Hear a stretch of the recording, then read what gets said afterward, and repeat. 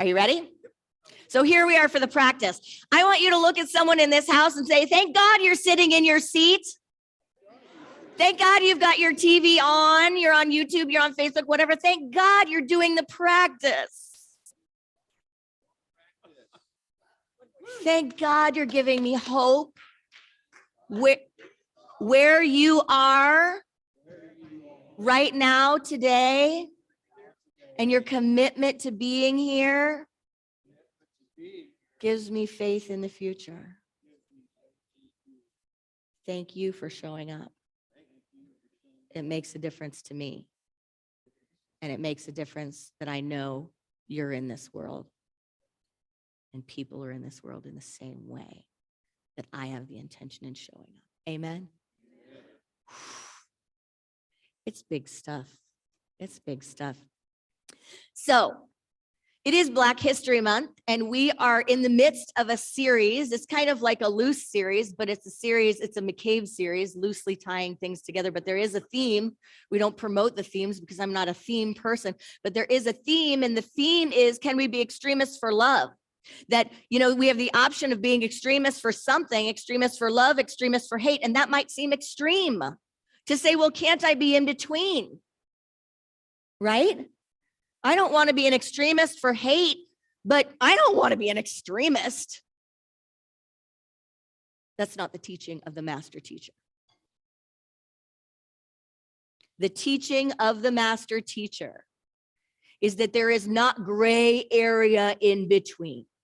There is a consciousness of awakening, a consciousness of enlightenment, a consciousness of oneness, and it is what is, and it has no opposite. It's not a push and a pull when we step out of it, when we step into the illusion, when we step into the ego, when we step into separation, whatever you want to call it, from whatever your background is. It might be sin, it might be discord, it might just be lack of harmony, it might be not your highest self or not your truest self. But when we step into the idea that there is a separate sense, consciousness that can pull me away from my truth, that can bring me off of center, that is not about my purpose, that is our place to check in. And remember, I'm not here to waver. I am not here to feel separate. I am not here to add to this illusion and this delusion of ego and this delusion of separateness. And in order to combat that, I think we need a little power religion. Like we're complicated little things as humans, very complicated. We do not always line up with our intentions. And sometimes we need a little boot camp. And this line from Martin Luther King's letter to a Birmingham jail is the boot camp. No, you don't get to be in the gray area. No, you don't get to be a moderate for love. Not if you're really in the practice, right? And that's fine. That's ordinary not to be in the practice. It's fine. But if we're going to activate the Christ potential in this world, and is the world ready for it, friends? Is it time for it, friends? If we're going to activate it, then we need to get to the core of our being and be real with ourselves. To say, sweet spirit, Holy Spirit, mother of life, mother of God, source, whatever I call it, be in me the activity that gives me the determination, the strength, and the power to be an extremist for love.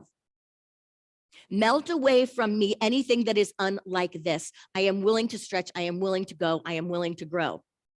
Whatever it is, it's going to look different for each one of us. And no one can tell you what it is for you. No one can stand on a stage and preach to you about it. No one can minister to you. It is an activity of the Holy Spirit that only the Spirit of life, love, truth, and wisdom can bring to you and through you. You know why? Because we are tricksters. I always say there's no illusion in my mind to why conservative religions and conservative interpretations of the Bible and religions came up with this idea of the devil, because it's a sneaky little thing. But one of the funny things about the idea of the devil, and just if you're new to Unity and you don't know this, Unity does not believe in the devil. We do not believe that there is an entity or a being that pulls us away from light. We believe in one power and one presence, God, the good omnipotence. But it is very easy to see how we as humans and we as ego-centered selves and we as, sometimes our little people on the planet need to have the idea of a devil. But there's danger in exporting that, just like there's danger in exporting God to just being a man in the sky. There's a danger in that, because when we believe in that, and when we allow ourselves to go there, we don't bring it, do we? We're out of the picture. We're one step removed. I don't have to be it because it's out there. Oh, I have to be it because it's in here, right? I have to be it because it's in here, because I am that activity. And so I have to bring it. God can do no more to me than God can do through me. So the danger in exporting the devil, the danger in exporting our asleepness, and we can make it as mild as you want. If you want to go all Buddhist, it's just lack of mindfulness, right? The danger in exporting our lack of mindfulness, whether it's to substance, whether it's to addiction, whether it's to consumerism, whether it's to materialism, whether it's to power, you fill in the blank on whatever it is to you in your life right now. The danger in exporting that mindfulness, the danger in exporting anything that we might call darkness or lack of unity or lack of togetherness, wholeness, beauty, love, extremism for love, anything that looks like that, exporting it into a being that's, in some of the songs I've written, little red man in a frying pan. The danger is that there's nothing we can do about him if you've exported him. If you've embodied him in a person that can do things to you, you just got out of the driver's seat. And that's not our unity practice, and that's not our unity principle. Our co-founders, Charles and Myrtle Fillmore, taught that we have dominion over our emotions and over our thoughts, and that they are co-creative, that they are powerful and they are co-creative. And that it's important for us to acknowledge that and recognize that, not just to say, God is doing all this to me, but God is doing this through me. There is no separation. There can feel like separation, sure. It can feel like that, and I'm not the allness of everything, but I am of the fabric of it, right? The living water is right here. It's not separate.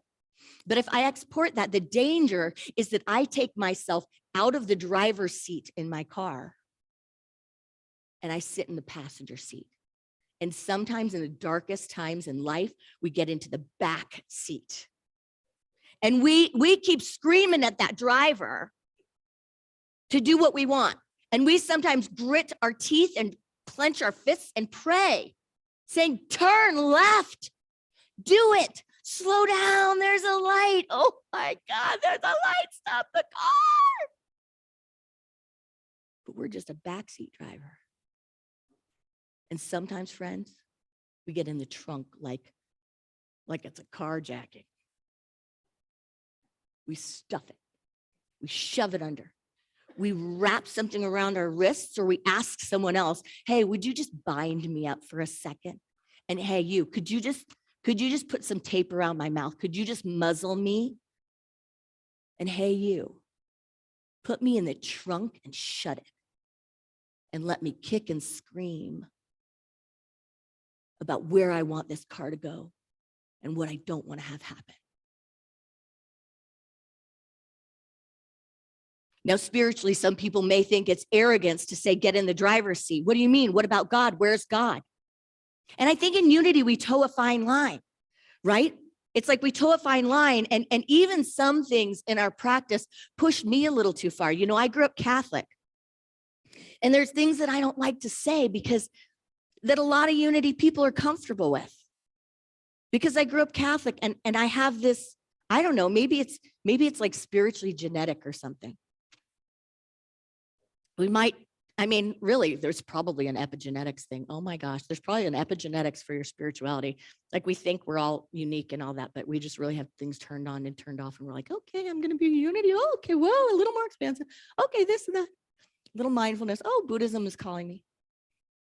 But one of my things, and this is a little vulnerable saying this in unity, which is funny because other places it's sacrilegious to say it and you'd be praised not for saying it. And this is not a criticism for anyone that it fits with. But I almost can't say the words. I don't like saying my I am and attaching it to the God word. To me, that's too big. To me, it's a sacred thing. To me, it's like a reverence. To me, it's like, you know, in Judaism, how they don't write the word. And this isn't a traditional thing or a conservative thing with my mind. I understand that we are the activity of the Almighty, but I also fully get it and fully have the experience that Erin, as a person, as a human, as a woman, like if I say that, I fall so short of expressing that. Like I am so clear and it's so easy for me to see that I'm not that. So it's kind of like I can very easily go to, I am water in the ocean, and I am a drop of water in this magnificent ocean.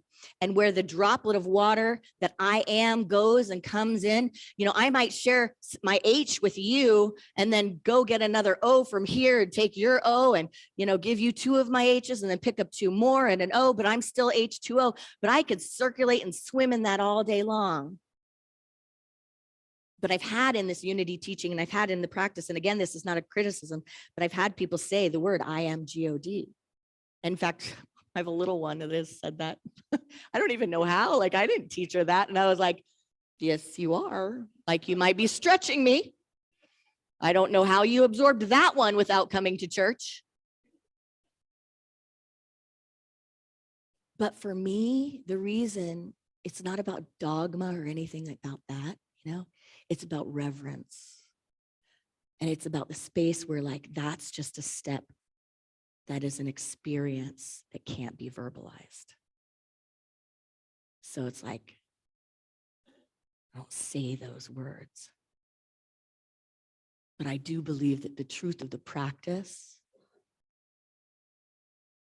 is we very humbly and in an insanely, incredibly surrendered but powerful way, you know, some of like the traditional teachings of like being obedient or surrendering, or, you know, like in unity, we don't want to give up our control. Like I won't give my control to anything, you know. But then we sit in that passenger seat or in the back seat or in the trunk. And so the idea is to get back into the front seat of the car. But for wherever you are today, wherever this meets you, I invite you to just breathe into your practice, to be open and honest with yourself on how do you do that in a way that feels co-creative, that you don't feel alone. For some people, that's devotional spirituality. It's devotional. And some people, the embodiment works. So it's like I get into the front seat of the car by holding Jesus's hand and getting into the front seat of the car. I get into the front seat of the car and I picture God in the front seat of the car with me. I'm not getting into the car alone. If you're someone that fully has this experience of unity consciousness and no separation, then you know what gets into the front seat of the car is the allness. It's everything that's needed. There's not a line between you and it that's more than you. It's like the ocean just went into the front seat of the car, not just the drop. But I think that's key. It's key that the ocean and the living water moves into the front seat of the car. Not the ocean and the drops in the trunk, right? And this is the same paradigm with the sense of separation, with the exportation of a devil, like the exporting of a devil idea or darkness idea into a being. If it's exported, what can we do about it? So we got to look at, where is it resonating in me? Where is it my ego that's involved? Where is it that I'm not surrendering?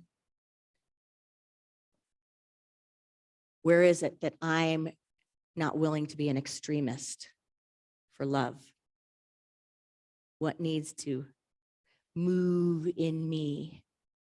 What needs to expand or grow in me so that I no longer have anything to defend, that really, really, really with my full being, I am dedicated to love.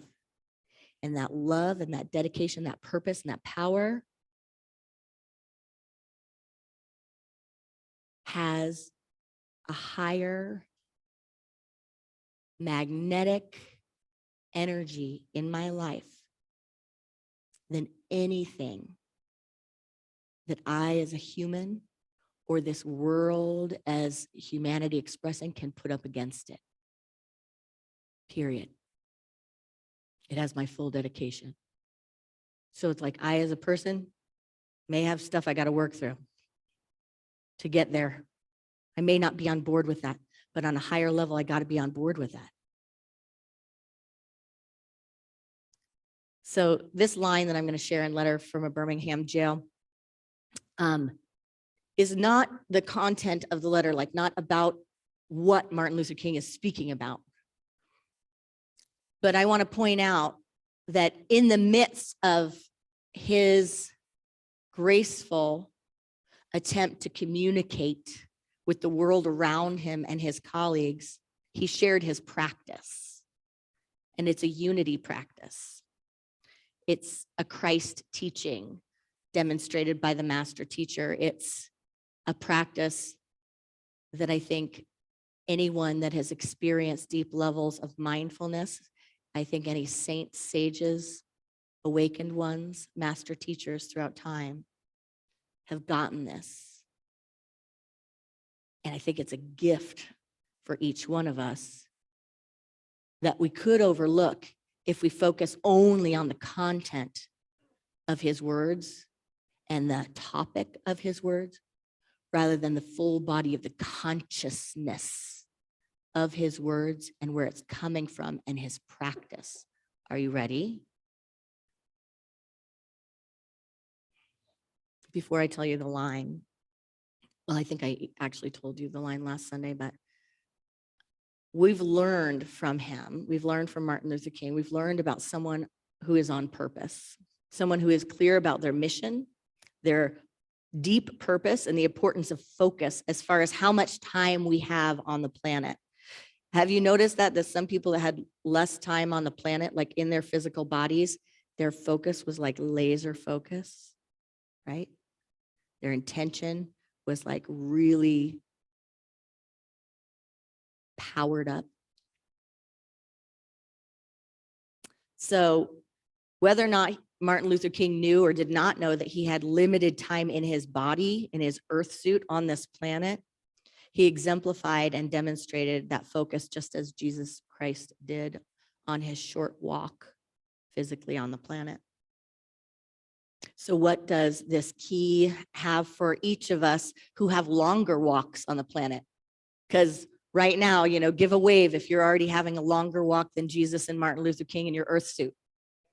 Now, do you hear that? Now just feel yourself, like wave to yourself. If you right now, if the universe has lined all of the stars, all of creation up so that you right now have a longer walk on the planet. You right now have more time in your earth suit than those two had. Can you feel that? Can you feel something move in you about just getting more centered in your own life because of that gift?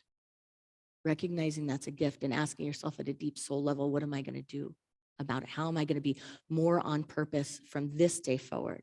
So he has some clues for us. He is teaching us. So what does the seed of brilliance inside of his faithfulness and dedication tell us? I think that it says that if you keep your godly focus, your holy focus, your soul intention, you call it what you want to, you know what it is. It's like in your being, you've felt it before, you've acted on it before, and you know when you're kind of off of it, right? You know when you're not lining up with where it goes. I think he shares with us this teaching so that we know if we give that soul intention, everything, like everything is dedicated unequivocally to that high consciousness, that high intention. And we try with dedication and discipleship not to be taken off the path leading there. We will do great things and great things will be done through us. We will be on our mission. Completing your goal, your mission, whatever words you have. For me, it's always been clear to me as long as I can remember. And my way of experiencing that and voicing that is just like, Spirit, let me be what I came here to be. Let me do what I came here to do. And let no sense of need or whatever I as a human on this walk want or need, or whatever delusions my ego takes me down, all these things, whatever it is, show me. I want to be here. Like, I get it. I get it. That I'm a spiritual being having a human experience and a human thinking I need to learn to be spiritual. But truly, I am part of the one power and one presence. And that's all there is. And show me how to be on my purpose. Because that's the only thing that's important to me. I don't want to wake up. I don't want to be at the end. I don't want to be on my last year or my last day and go, dang, I wasted a lot of time. I was a gamer. Whatever it is, like whatever it is. Not that that's not good, right? Whatever you do, it's good. But is this above all of it? Is this extreme? Am I an extremist for love? Letter from a Birmingham jail.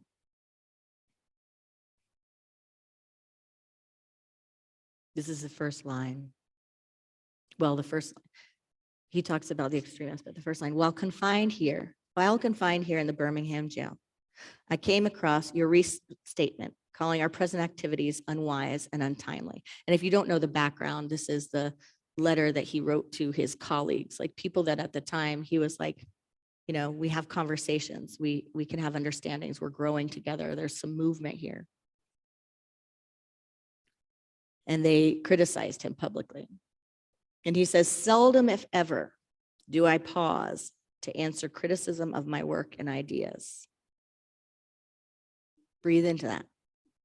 This is someone that in his short number of years in his earth suit and on the planet was completely focused and on purpose. I mean, he probably would say not completely, but whatever. As far as I'm concerned, wow, right? Seldom, if ever, do I pause to answer criticism of my work and ideas. How do you line up with that? How do I line up with that? Anyone that's married want to answer that question? Anyone that has invitation issues, inclusion issues, anyone that maybe was willing to risk losing something because of some energy that is asking for clearing, forgiveness, harmonizing? Have I stopped doing something I love because there's some energy of criticism?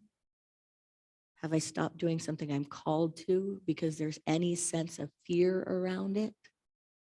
Lack of confidence, lack of spirit, lack of, you fill in the blank. Do I let anything take me off my game? Mahomes didn't let his ankle take him off. Is that what happened? He twisted his ankle. I was like, he's still in the game. Focus. Seldom, if ever, do I pause to answer criticism of my work and ideas. If I sought to answer all of the criticisms that cross my desk, my secretaries would be engaged in little else in the course of the day, and I would have no time for constructive work. Can you feel that? It's huge. And I think most of us that are in our earth suits for a long time could benefit from using this section of Letter from a Birmingham Jail as a mantra to ourselves.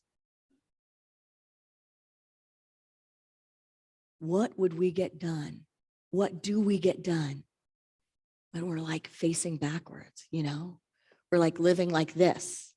This is what I don't want, or this is the criticism, or this is what it is, you know? And here I am, I'm living my life. I'm living my life, and I'm living my life facing backwards. And how is that for you? Like, really, how is that for you? I'm asking you, how is it for you? Oh, it's dangerous because, right? This is dangerous. Mm-hmm. Okay, so it's dangerous. What else is disconnecting about it? What else is happening? Blind. What else? Disconnected. What else? Are you sure it's not good enough? Because this is the life I want. I want to be on purpose and I want to be in my power. And I am excited to be here.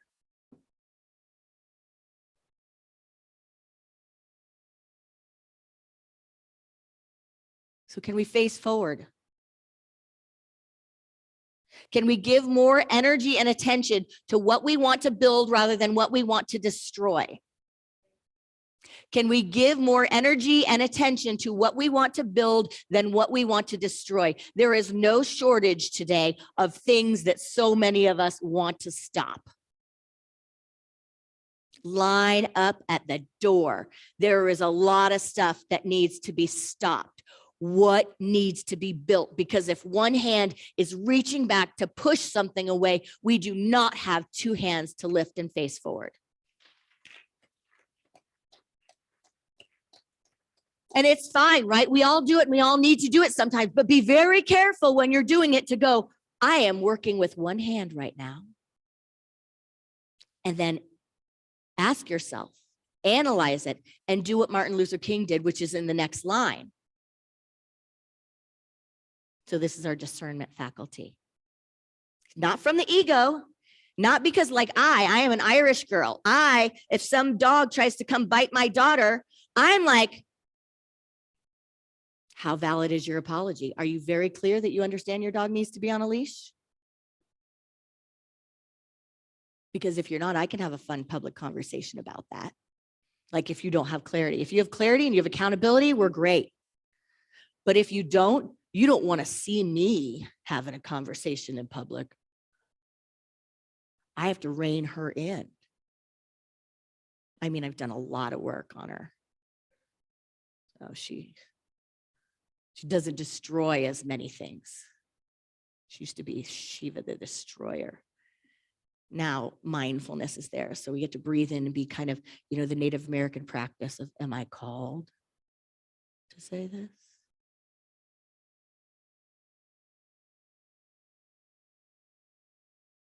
If we are to have those conversations, if we are to focus on the destroyer energy embodied by Shiva, embodied by the role of denials and unity, all of that.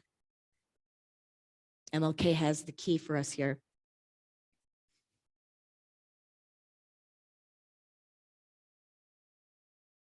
Since I feel that you are men of genuine goodwill, and your criticisms are sincerely set forth, I would like to answer your statement in what I hope will be patient and reasonable terms. Do you hear that answer? What I hear from that?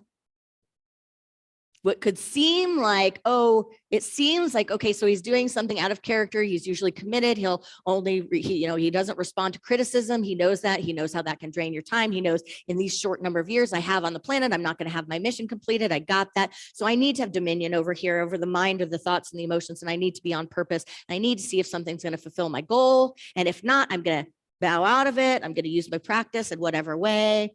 But it could seem like he's kind of risking his relationship with his colleagues there, I think it's just this insanely incredible lesson for each one of us that is relevant right here and right now. Because he's telling us, I am looking at you and I am addressing you, and you fill in the blank of what you is. Okay? Like go to the dream state here. I am addressing you and I am willing to have this conversation with you, and you can be your world. You can be what you see. You can be in your own body, whatever it is. You fill in the blank. Because you are of genuine goodwill and your criticisms are sincerely set forth. So I think he's saying we can do that practice if we focus our reply where there can be impact, where there is an opening, where there is a listening, where there is a potential and a possibility for transformation and harmonizing. Otherwise, I don't give it my time and attention.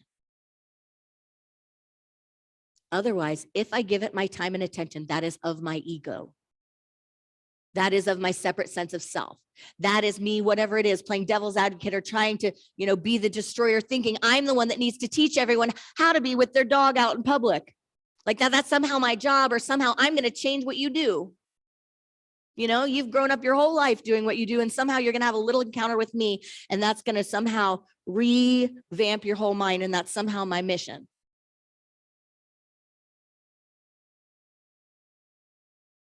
Can I make it so that everything that passes before me is better because it came before me? Michael Singer. That each moment that passes through me, each relationship, each experience, each moment in time for us in this world is better because it passed through me, because I am an extremist for love. He taught us to focus our replies on where there can be an impact. He taught us to focus on what all of us want to create and not what we want to destroy. Focus on the positive, which is a unity principle, and to be on purpose. That lacking being on purpose can take us off our focus of what we really want. That standing against something rather than for something can simply deplete our energy. And that criticism can break us down. So make very clear and very sure that something is worth your time. Reverend Brenda has a quote she wants to close with.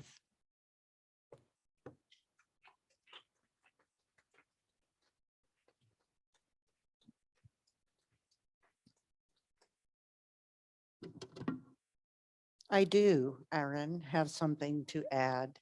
I never thought about before the idea of being a moderate for love or a moderate for hate. So I'm eager for the deep dive to give that some discussion.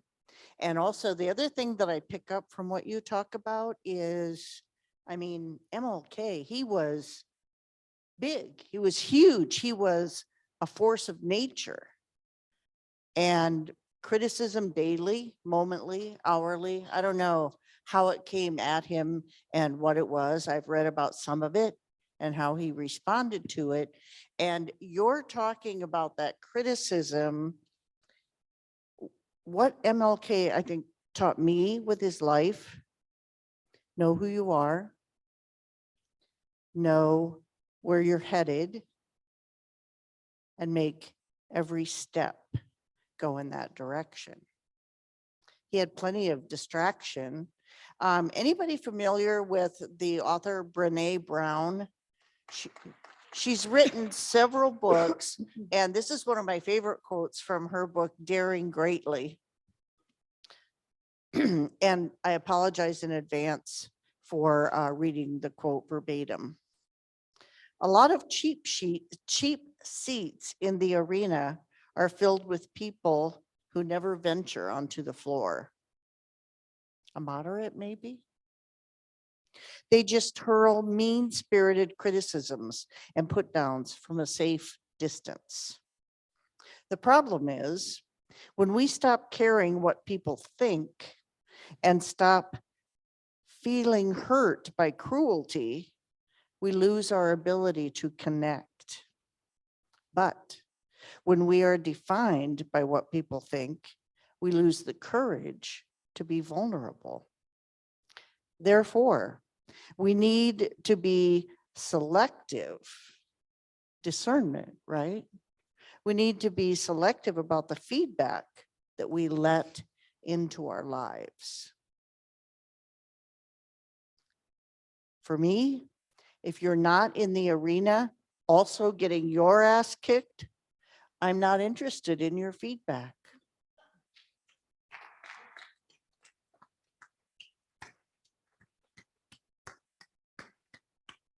Can you breathe into that? Can you feel it today? This day is ordained for your soul purpose. Grounded in.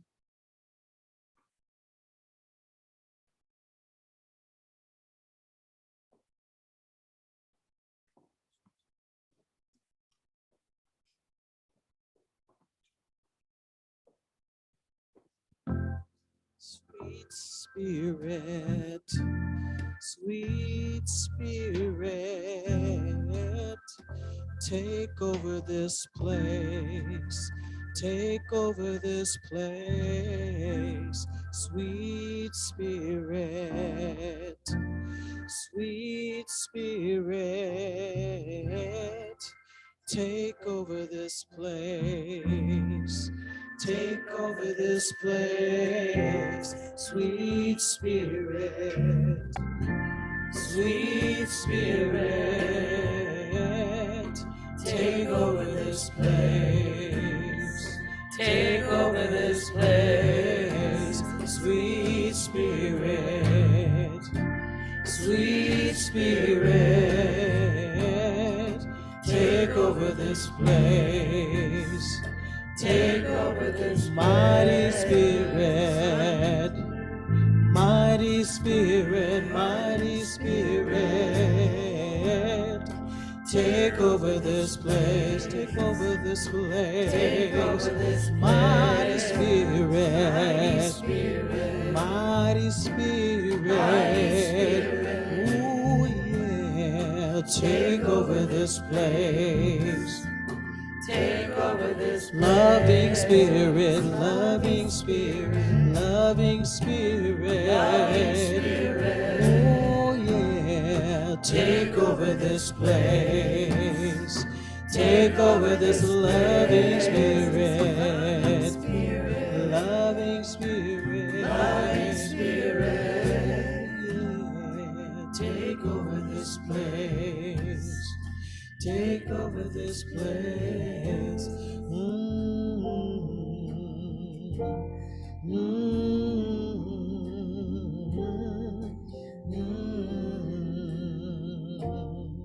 We take this moment together to breathe in, to close the outer eyes and open the inner awareness. Take over this place. Sweet holy oneness, sweet source of all life energy beingness. I am alive. I am on purpose. Be in me my focus. Release in me my distractions. Release through me any attachments. Release for me any boundaries.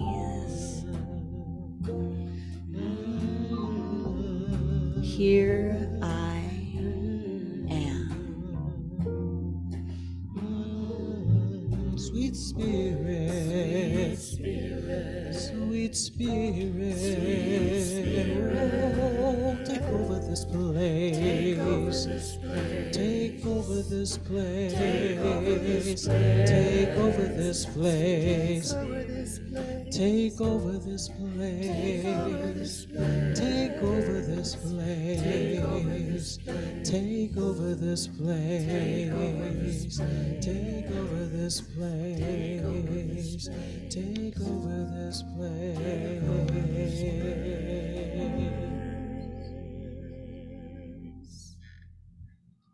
Breathing in, out. In a time, in a moment of meditation, in whatever way you become comfortable, just relax into where you are. This is your moment of mindfulness and meditation. This is the practice.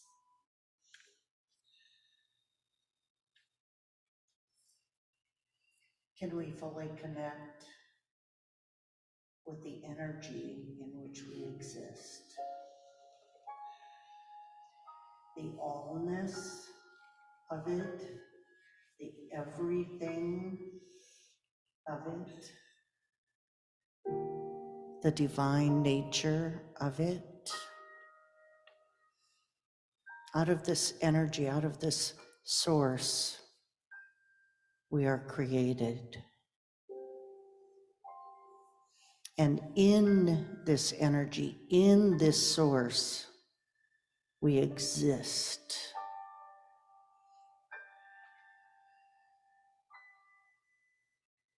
Every day, every moment, every breath, we have opportunity to know, to see clearly, to know in our heart of hearts who we are.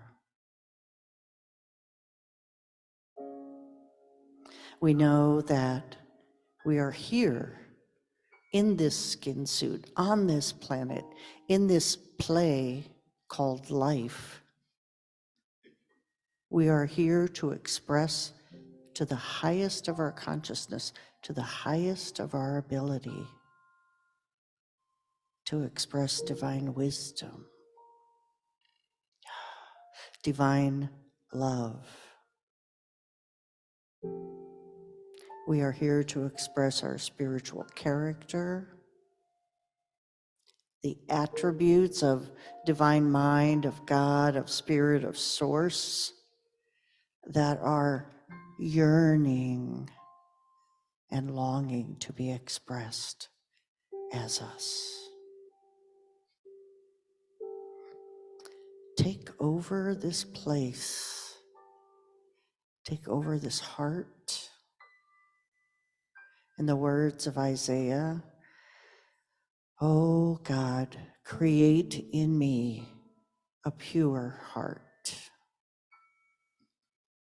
Let us go there in the silence, in the breath.